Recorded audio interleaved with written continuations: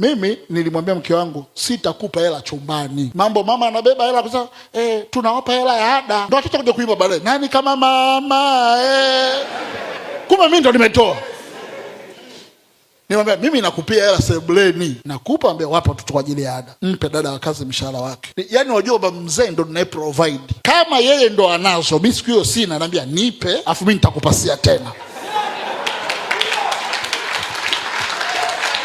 Hii dunia sehemu ya kuwa ua, sehemu ya kuwa nyoka. Watu wangu wanaangamizwa kwa kukosa maarifa. Kuna nyakati kwa kushindwa kubalance haya mambo, tukaacha upande mmoja ukaenda peke yake. Kwa hiyo kuna wakati lazima kwenye parenting mkubaliane namna bora ya kulea mtoto. Usitengenezewe picha wewe ni jasusi, wewe ndio chinja, wakikosasa ngoja baba yenu arudi. Gari likifika huyo hapo sasa Simba wa Yuda anakuja. Naambia chapa wewe asubuhi, waambie part 2 mzee anakuja kuimalizia.